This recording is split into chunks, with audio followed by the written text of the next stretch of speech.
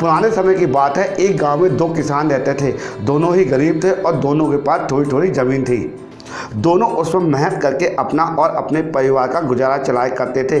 किसी कारण पश्चात दोनों की मृत्यु एक साथ हो गई। यमराज दोनों को एक साथ भगवान के पास ले गए।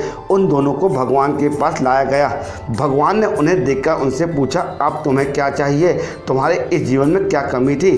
अब तुम्हें क्या बना के पुनः इस संसार में भेजूं? भगवान की बात सुनकर उसमें से एक किसान बड़े गुस्से से बोला, हे भगवान, आपने मुझे इस जन्म में बहुत घटिया ज़िंदगी दी है। आपने कुछ भी नहीं दिया मुझे। पूरी ज़िंदगी मैंने बैल की तरह खेतों में काम किया। जो कुछ भी कमाया अब सिर्फ पेट भरने में ही लगा दिया। कभी अच्छे कपड़े नहीं पहने, ना ही कभी अपने परिवार को अच्छा खाना खिलाया। जो पैसा कमाता था कोई आकर मुझसे लेके चला जाता था। मेरे हाथ में कुछ भी नहीं बचता था। देखो कैसे जानवर जैसी ज़िंदगी जी है मैंने। उसकी ये बात सुनकर भगवान कुछ समय तक मौन रहे। उस किसान से पूछा, तो अब क्या चाहते हो तुम? इस जन्म में तुम्हें क्या बनाकर भेजूं? भगवान की बात सुनकर किसान ने पुनः बोला और भगवान से निवेदन किया। भगवान की बात सुनकर किसान पुनः बोला, भगवान, आप कुछ ऐसा कर दीजिए कि मुझे कभी किसी को कुछ देना ना पड़े।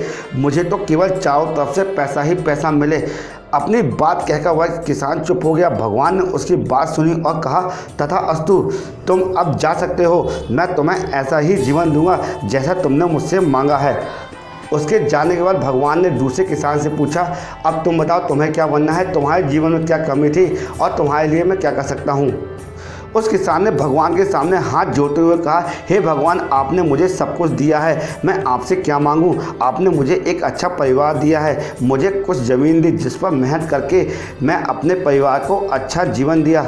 खाने के लिए आपने मुझे और मेरे परिवार को भरपूर खाना दिया। मैं और मेरा परिवार कभी भूखे पेट नहीं सोया। बस एक ही बात की कमी थी मेरे जीवन में, जिसका मुझे बहुत अफसोस था। मेरे दरवाजे में कभी कुछ भूखे और प्यासे लोग आते थे भोजन मांगने के लिए, परंतु कभी कभी मैं भोजन ना होने के कारण उन्हें खाना नहीं दे पाता और वो मेरे द्वार से भूखे ही लौट जाते थे। ऐसा कहकर किसान चुप हो गया। भगवान ने किसान से हाथ जोड़ते हुए विनती की कि हे प्रभु, आप कुछ ऐसा कर दो कि मेरे द्वार से कभी कोई व्यक्ति भूखा प्यासा ना जाए। भगवान ने कहा, तथा अस्तु, तुम जाओ, तुम्हारे द्वार से कभी कोई व्यक्ति भूखा प्यासा नहीं जाएगा। अब दोनों का जन्म एक ही गांव में एक ही साथ हुआ और दोनों एक ही साथ बड़े हुए। पहला व्यक्ति जिसने भगवान से कहा था कि उसे चारों तरफ से केवल धन ही धन मिले, कभी किसी को कुछ देना ना पड़े, वह व्यक्ति उस गांव का सबसे बड़ा भिखारी बना। अब उसे किसी को कुछ देना नहीं पड़ता और चारों तरफ से उसकी झोली में लोग पैसे डाल के चले जाते। और दूसरा आदमी जिसने भगवान से कहा था कि उसे कुछ नहीं चाहिए, केवल इतना हो जाए कि उसके द्वार से कभी कोई व्यक्ति भूखा प्यासा न जाए, वह उस गाँव का सबसे अमीर आदमी बना। दोस्तों, हर बात के दो पहलू होते हैं, एक तो सकारात्मक और दूसरा नकारात्मक। अब ये आपकी सोच पर निर्भर करता है कि आप चीज़ों को नकारात्मक रूप से देखते हैं या सकारात्मक रूप से। अच्छा जीवन जीना है तो अपनी सोच को अच्छा बनाइए, चीज़ों में कमियां मत निकालिए, बल्कि जो भगवान ने दिया है उसका आनंद लीजिए और दूसरों के प्रति सेवा भाव रखिए।